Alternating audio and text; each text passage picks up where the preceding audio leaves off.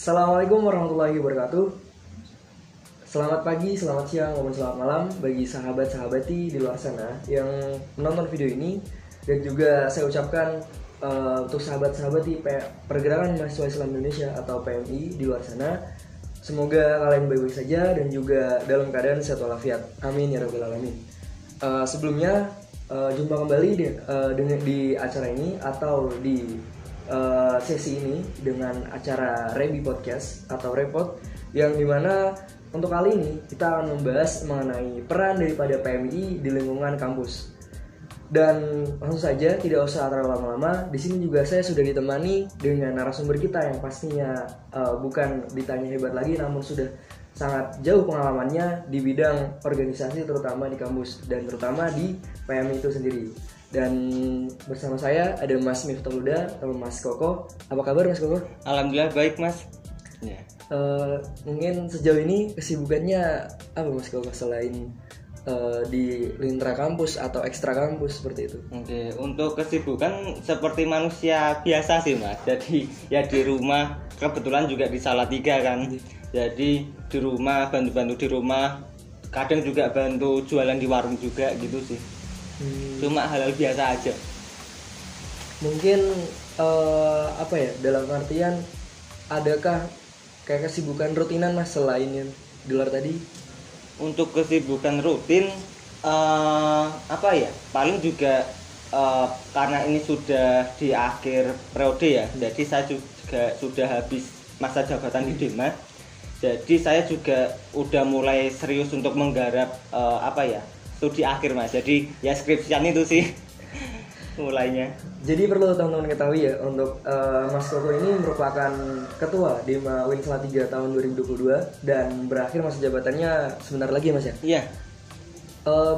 Itu berakhirnya tahun kemarin atau tahun ini?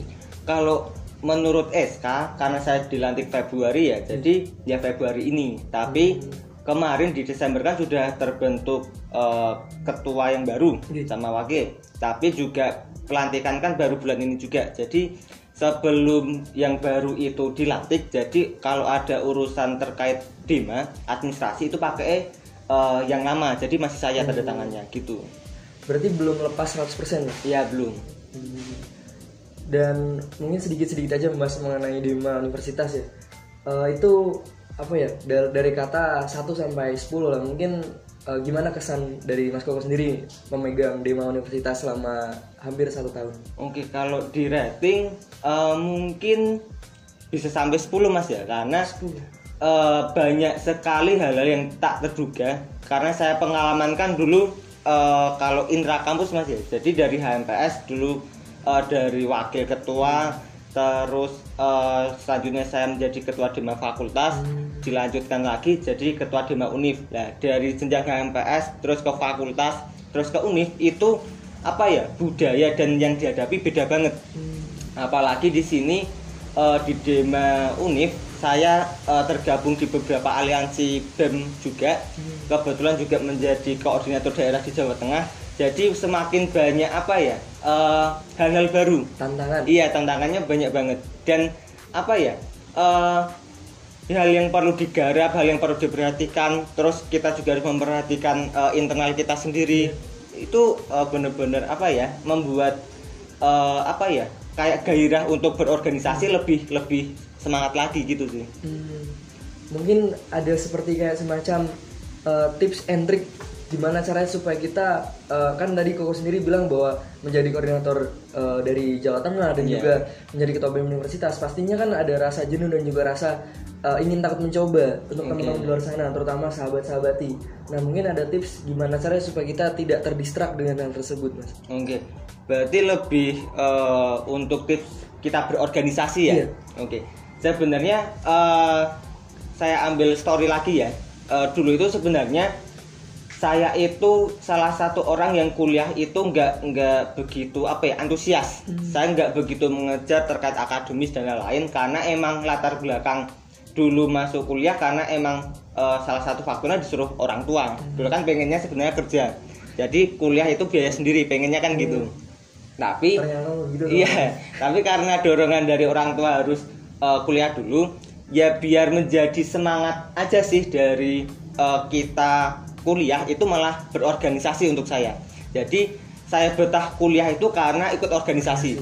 Ya, di sisi lain saya itu notabene asli Salatiga dan teman-teman saya itu kebanyakan malah kuliah itu di luar Salatiga ataupun kalau di Salatiga sendiri pun di UKSW. Ya, jadi saya di kampus pun untuk teman yang dari dulu tuh juga minim. Relasinya kurang. Ya, kurang. Makanya saya ada minat, kayaknya ikut organisasi juga boleh. Di sisi lain nambah teman, nambah relasi, nambah wawasan.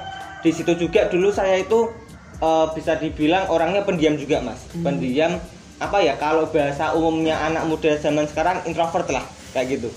Jadi saya juga mempunyai sisi-sisi seperti itu, makanya mungkin kalau dengan organisasi saya bisa merubah diri, dan itu kebukti.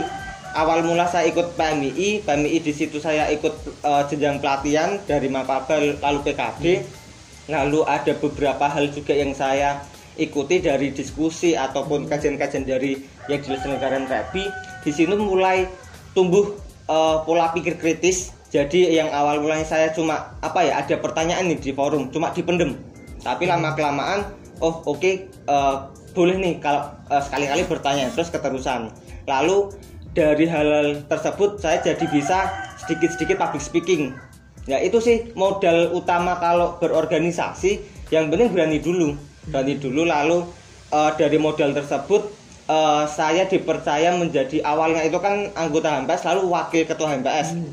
Di situ dari basic yang saya punya dipercaya menjadi wakil ketua HMPS. Ya, di situ saya kembali lagi mendapatkan pembelajaran bagaimana manajemen diri dan manajemen organisasi, bagaimana mengatur program kerja, bagaimana mengatur teman-teman divisi, itu baru didapat dan selanjutnya teruskan di Dema fakultas. Ya itu sih. Jadi modalnya yang penting kalian tuh nggak harus pinter, kalian nggak harus punya basic yang bagus banget, harus punya modal yang katakanlah kalian harus punya pinter desain, pinter bahasa asing ataupun pinter berbicara. Itu sebenarnya nggak perlu sih. Yang penting kalian mau belajar, terus ada tantangan, ada masalah diselesaikan, lama kelamaan terbentuk sendiri dari mental kalian gitu sih.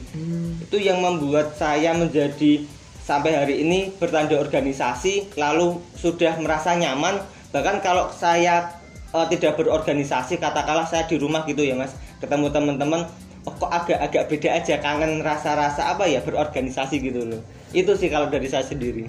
Berarti jadi pelarian nih Mas? Iya, dulunya sempatnya kayak gitu sih simpelnya, tapi lama kelamaan menjadi kebutuhan sendiri sih Mas. Karena emang awal mula notabene mahasiswa itu kan emang sebenarnya belajar, tapi saya tuh tipikal yang nggak begitu suka belajar banget. Apalagi baca buku itu juga kadang, ataupun pembelajaran di bangku kuliah pun menurut saya itu bukan pembelajaran yang efektif gitu loh. Karena kita cuma dikasih materi, belajar sendiri. Ya itu saya malah mendapatkan semua wawasan, semua soft skill itu mah di organisasi.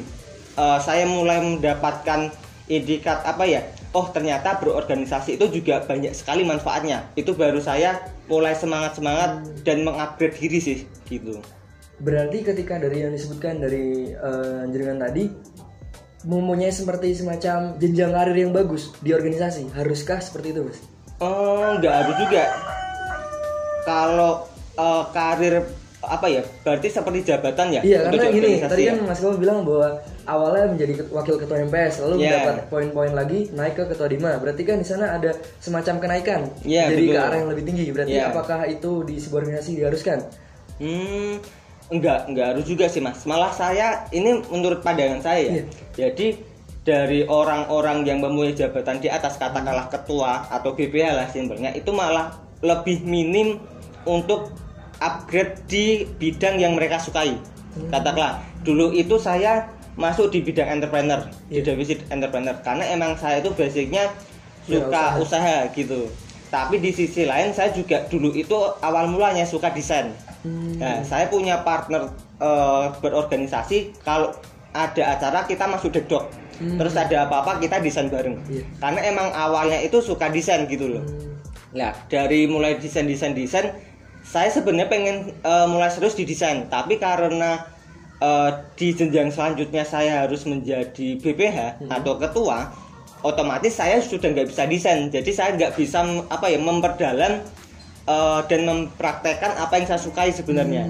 Tapi di sisi lain ya kalau emang mau desain hal-hal iseng-iseng itu mungkin kadang masih buat. Tapi kan juga nggak sesering yang kita lakukan gitu loh. Kalau kita masuk ke divisi yang emang kita inginkan sebenarnya gitu sih. Jadi semua posisi itu sebenarnya ada positif ada negatifnya, tinggal kalian pintar-pintar ngolah aja. Bahkan kalau dilihat dari posisi negatif dan positif, sebenarnya banyak positif, tinggal kalian pintar-pintaran aja gitu sih. Karena semua yang kita ambil pasti ada konsekuensinya. Begitu. Berarti tergantung dari teman-teman sahabat-sahabat tim menyikapinya bagaimana jenjang kalian di organisasi. Gak masalah ketika kalian 5 tahun di organisasi kok cuma jadi anggota ataupun cuma jadi koordinator seperti itu ya. Betul. Berarti bukan berarti bahwa ketika menjadi di posisi yang paling atas itu menjadikan bahwa kita merasa terupgrade seperti itu. Betul. Dan mungkin langsung saja ya, karena teman-teman juga kan tahu bahwa ketika Mas Koko ini kan juga ternyata dikenalkan dengan himpunan mahasiswa program studi atau HMPS, atau mungkin kalau di kampus-kampus lain namanya kampus-kampus lain namanya itu seperti HMJ Mas. Iya, HMJ, Hima. Iya betul. Nah, mungkin kan sudah jelas juga bahwa Mas Koko dikenalkan dengan organisasi namanya organisasi ekstra yaitu PMI. Betul. Nah, pengen tahu sedikit aja sih Mas dari saya gimana ceritanya kenal sama PMI, karena kalau saya pribadi kan kenalnya dari kakak asuh. Kakak asuh mengenalkan tentang PMI, lalu lingkungan saya mengajak coba cari tahu PMI itu apa. Nah, mungkin dari kawan bisa aja dari SMA udah dikasih tahu dengan PMI atau dari keluarga seperti itu kan. Kalau saya sendiri kenal PMI itu karena di lingkungan saya itu ada satu orang yang kuliah di UIN Salatiga. Lalu terpaut berapa tahun ya? Dia angkatan 2016, saya 2018. Nah, saya awal masuk di kampus itu tadi ada beberapa gejolak yang pengen saya cari juga. Karena kebetulan waktu itu teman saya itu tuh kebetulan menjadi ketua Karang Taruna. Saya anggotanya. Nah, jadi lebih dekat. Terus dikasih tips dan lain-lain. Kamu nek pengen cari pengalaman, cari relasi yang benar-benar bagus kalau di organisasi itu di PMI. Makanya saya tertarik ikut PMI. Itu waktu awal waktu pendaftaran Mas Yang. Pendaftar kuliah. Iya. Lalu masuk kuliah di PBAK, saya kenal oleh kakak asuh, terus juga beberapa kali tanya jawab gitulah, iseng-iseng diskusi, itu juga diarahkan ke PMI gitu. Jadi ya terus saya juga melihat apa itu PMI, saya cari-cari, oh ternyata juga sesuai dengan apa yang ingin saya cari, karena ada nilai-nilai spiritual yang emang dari awal kuliah itu yang sebenarnya pengen saya cari, karena itu salah satu mungkin kekurangan saya. Jadi sepertinya masuk nih kalau aku ikut PMI. Jadi awal kenal itu seperti itu Mas. Lalu ada pembukaan itu Mapaba, ya itu saya daftar. Kalau zaman saya kan zaman corona ya Mas. Oh iya. Nah, jadi sebelum Mapaba itu katanya dulu ada apa namanya sekolah inap apa itu Mas? Penginapan. Nah, penginapan. Oh iya, di PBAK. Apakah Mas Koko dulu mengikuti penginapan dulu lalu baru ikut Mapaba? Oke, kalau penginapan enggak sih, karena kan saya orangnya asli Salatiga ya. Iya. Saya orang asli Salatiga, rumah saya itu di Margosari ya, dekat Selasar, dekat kampus 1. Jadi untuk saya ikut ospek itu nggak perlu penginapan Mas. Jadi saya lebih telat satu langkah sebenarnya dari teman-teman lain yang udah dikenalkan di penginapan. Tapi saya karena asli Salatiga, tapi kebetulan teman saya itu dulu pengurus di rayon. Jadi saya dikenalkan apa itu Rebi. Dulu waktu awal masuk kuliah pun saya udah bukan ditarik sih, lebih diajak dari teman saya itu tadi, yuk main ke rumah Rebi. Mulai di sana saya kenal. Pertama ketemu itu Mas Adib yang ketua rayon. Ya, terus mulai kenal beberapa orang hingga saat ini gitu sih. Jadi kalau dari penginapan enggak sih Mas. Jadi tapi lebih dikenalkan dari teman saya itu tadi. Lalu saya punya beberapa minat terkait organisasi, baru cari tahu sendiri. Terus ada open recruitment Mapaba, saya ikut. Daftar. Ya, gitu sih. Tanpa mempertimbangkan hal lain karena sebelumnya sudah dikenalkan. Iya, gitu. Jadi sudah kenal Mabe dari teman teman deket lah mas. Iya betul. Nah berarti itu kan cerita dari Koko ketika gimana caranya beliau bisa gabung dengan PMI dan kita juga tahu bahwa organisasi ekstra di kampus terutama universitas kan banyak ya mas ya. Iya banyak. Sebenarnya seberapa penting sih kita ikut PMI dibanding organisasi-organisasi yang lain? Karena mereka juga menawarkan hal yang sama. Nah yang teman-teman sahabat-sahabat di sana masih bingung, yang belum pernah mencari tahu dengan organisasi lain, bedanya PMI itu dengan organisasi yang lain tuh apa sih mas? Oke. Yang jelas dilihat aja dari segi kualitas sih. Dari kualitas itu bisa dilihat bagaimana dari kader-kadernya yang jadi, lalu pola pengkaderan dan kualitas dari basic masanya. Ya, dari beberapa hal tersebut sudah bisa kita kotakkan bagaimana organisasi ekstra yang benar-benar bagus gitu loh. Dan saya juga tahu PMI kan juga menjadi salah satu organisasi ekstra kampus yang paling besar. Benar. Nah, makanya di situ juga kenapa enggak kalau dibandingkan organisasi ekstra lain, karena emang sudah terbukti kualitasnya dan saya kenal beberapa orang juga menjadi benar-benar jadi orang gitu loh. Apalagi saat ini saya menjadi ketua DEMA pun saya kalau keliling bukan keliling ya, tapi kenal beberapa presma juga, presiden mahasiswa di univ-univ lain pun ya mereka dari PMI semua, dan bahkan banyak yang lebih hebat dari saya. Tak akui dari semua orang yang saya temui dari presma itu, wah luar biasa semua, dan apa backgroundnya ya dari PMI.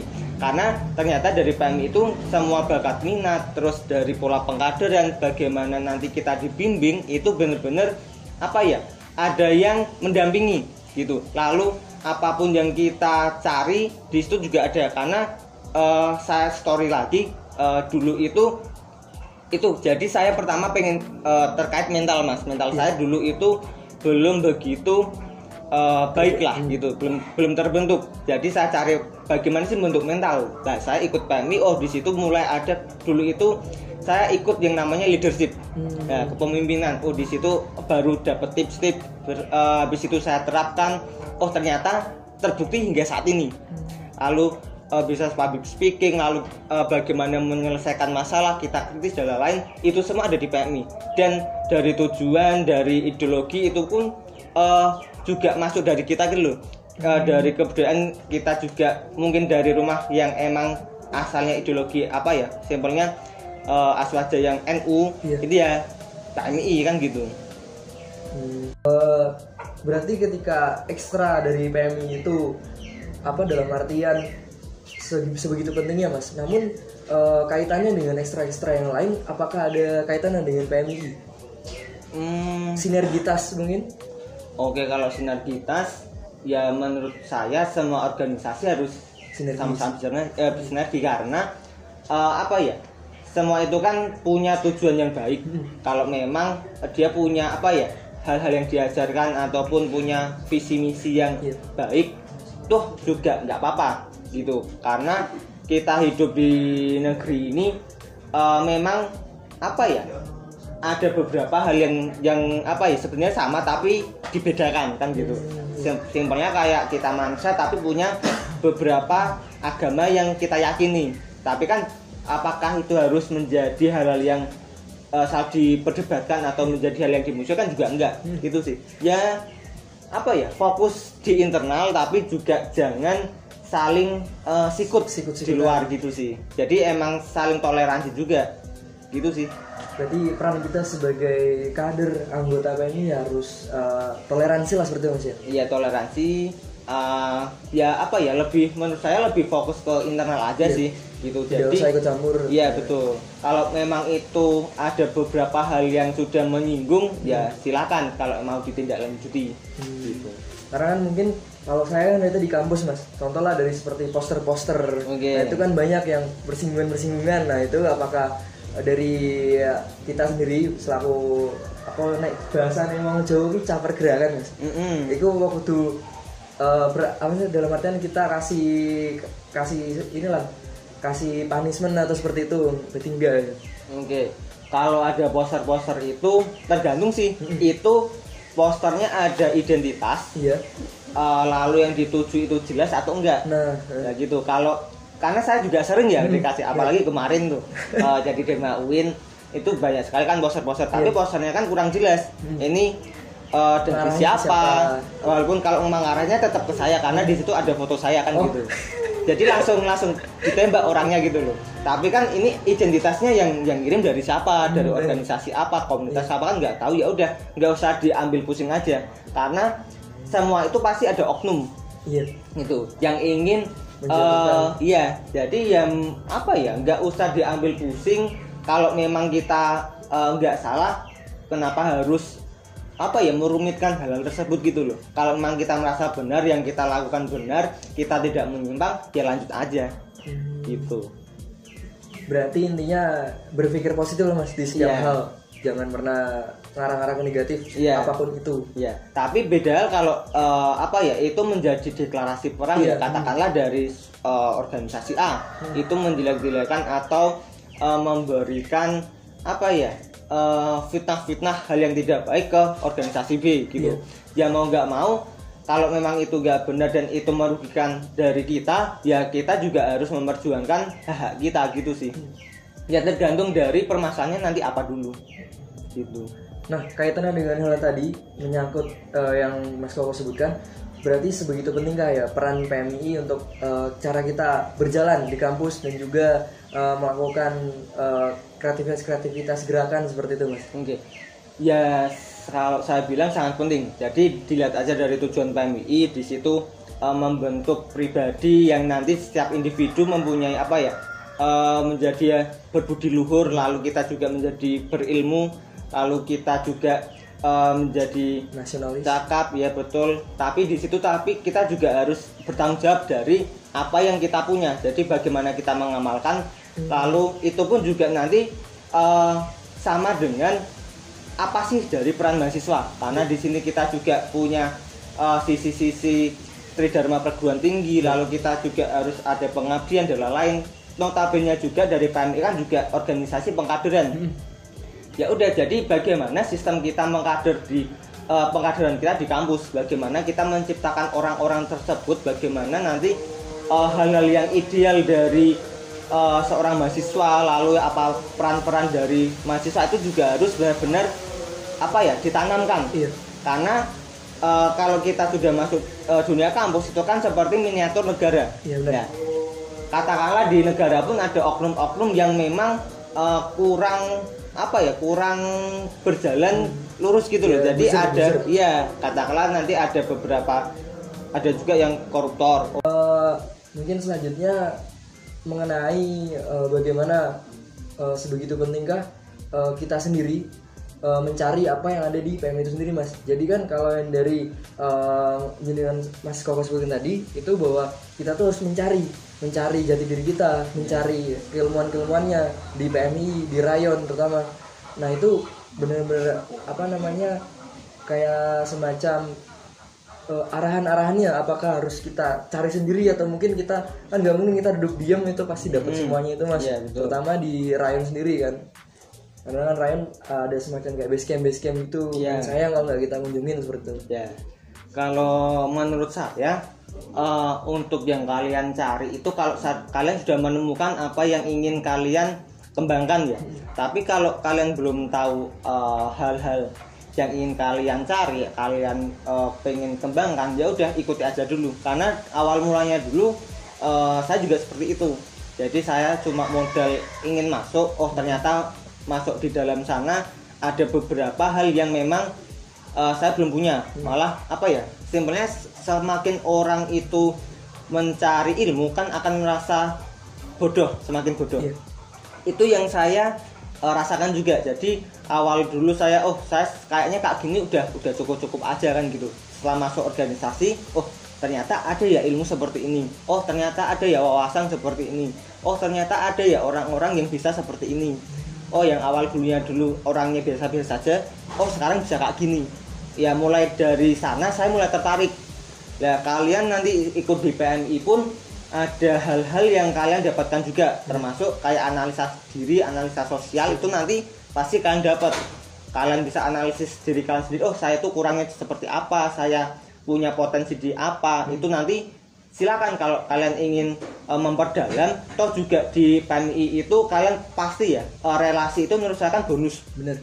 Kalau kalian masuk organisasi, dari relasi tersebut kalian bisa menemui orang-orang yang mungkin ingin kalian cari ilmunya. Katakanlah kalian ingin terkait kepemimpinan. Oh, di sini banyak kok yang sudah menjadi seperti ketua-ketua Dema, ketua HMPS, itu kan notabene juga seorang pemimpin. Ada yang bagus juga, ada Mas Adrian, atau dari Pak Yon dulu, dari Bang Dip sampai yang terakhir Yon Dinar, sekarang ada Yon Huda. Itu kalau kalian masuk PMI, kalian semakin punya password lah katakanlah. Lebih simpelnya lagi, kalian koyo duwe wong jero bahasa Jawa nih.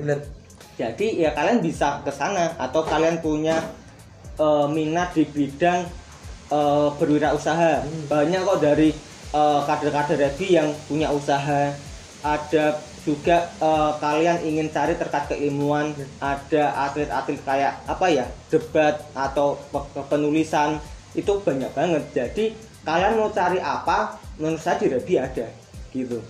Berarti yang tadi Mas Kau sebutkan berarti kan semacam perannya PMI. Nah, itu kan peran PMI untuk diri kita sendiri. Iya, betul. Lalu bagaimana peran PMI untuk kita di lingkungan kampus? Okay. Karena kan beda lagi kaitannya. Itu untuk pengembangan diri kita, dan untuk apakah di kampus ini PMI ini juga ikut andil atau memberikan dampak yang begitu signifikan terhadap perkembangan kita di kampus. Oke. Okay. Atau mungkin untuk kampusnya, Mas?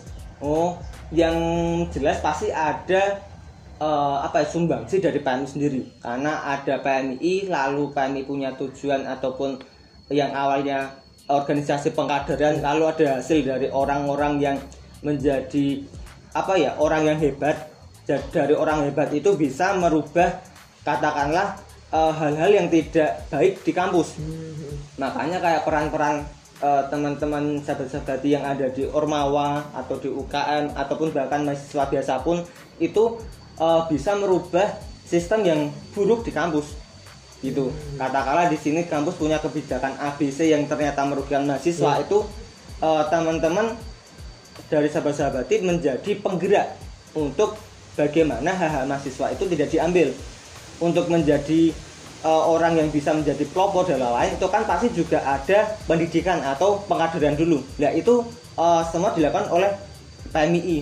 Jadi secara impact itu tidak langsung, tapi pasti ada hal-hal yang mempengaruhi gitu sih. Jadi kalau mempengaruhi pasti ada, karena juga PMI itu organisasi yang besar, lalu juga sudah terbukti dari kualitas dan kuantitas. Pasti juga untuk majunya kampus pun pasti ada sangkut pautnya dengan PMI. Itu kan dari peran juga, dan juga kaitannya dengan lingkungan kampus.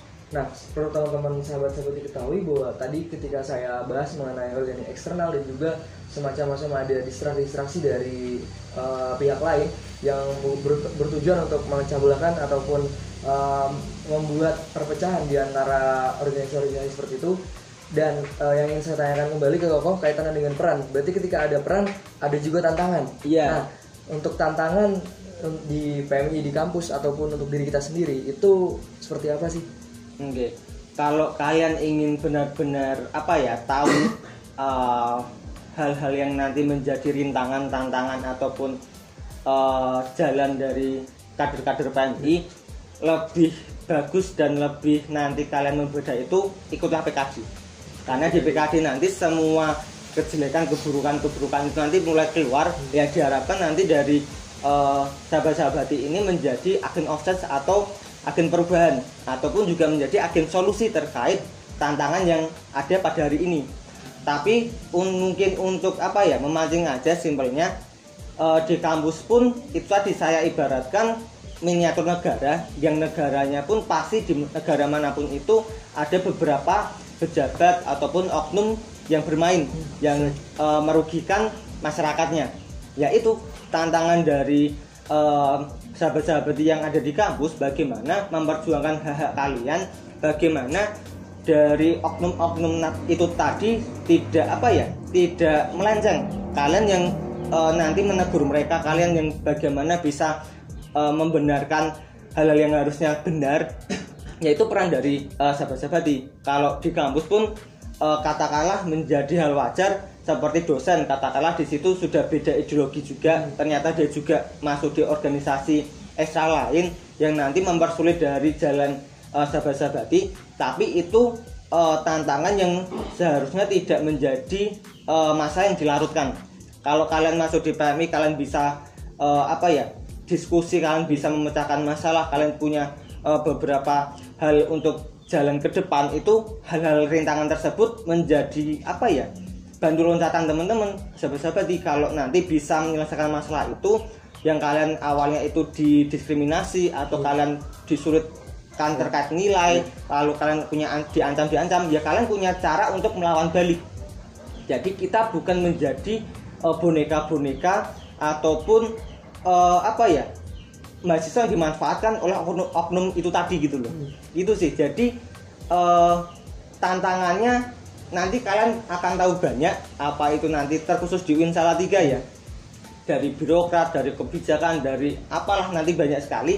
Tapi nanti kalian benar-benar tahu, kalian benar-benar bisa mendiskusikan itu, kalian bisa mencari solusi. Ya salah satunya ikut PKD nanti gitu. Karena ada banyak hal yang mungkin kurang pas kalau saya bicarakan di sini gitu loh, karena terlalu seksi nanti. Nah, teman-teman sahabat-sahabat Rebi Salatiga ketahui tadi kan yang aku sebutkan itu juga mengenai tantangan dari luar. Nah, yang ingin saya tanyakan juga kembali juga ke mungkin ke Mas Koko sendiri, bagaimana sih tantangan dari dalam mengenai kita, proses kita di PMI? Kan yang dulu juga mungkin nggak mungkin kan Mas Koko langsung tahu tentang PMI, nggak mungkin juga langsung jadi campur gerakan kan, yang jadikan bahwa kita tuh harus terjun langsung dan juga ikut dan memanfaatkan yang ada di PMI, terutama di rayon seperti itu. Oke, kalau masalah dari dalam atau dari internal, cuma satu menurut saya, itu musuh dari kita sebenarnya diri kita sendiri. Dari mana nanti ego ataupun kemalasan, katakanlah dari pengurus dari PMI itu sebenarnya sudah mempunyai atau memberikan wadah yang dibutuhkan oleh kader. Tapi banyak sekali dari kader-kader itu tidak memanfaatkannya dengan baik. Gitu. Katakanlah di sini ada kajian politik atau kajian antropologi. Itu sebenarnya kan masuk banget ilmunya nanti untuk kita terapkan di kampus. Tapi karena kita tidak mau ikut gabung, kita nggak ikut kajiannya, jadi kita ketertinggalan informasi. Lalu kita menjadi mahasiswa masa biasa yang kupu-kupu kuliah pulang ataupun bahkan menjadi apatis gitu loh. Penting dirinya sendiri. Mereka lupa terkait apa itu mahasiswa, peran kalian apa, lalu tugas kalian apa. Tapi kalian menjadi manusia yang individual banget gitu loh. Itu sih menurut saya faktor utama itu dari diri sendiri sih, dari internal gitu. Jadi buat sahabat-sahabati yang setelah maba namun belum ikut PKD, segera ya, kami tunggu kalian di sana.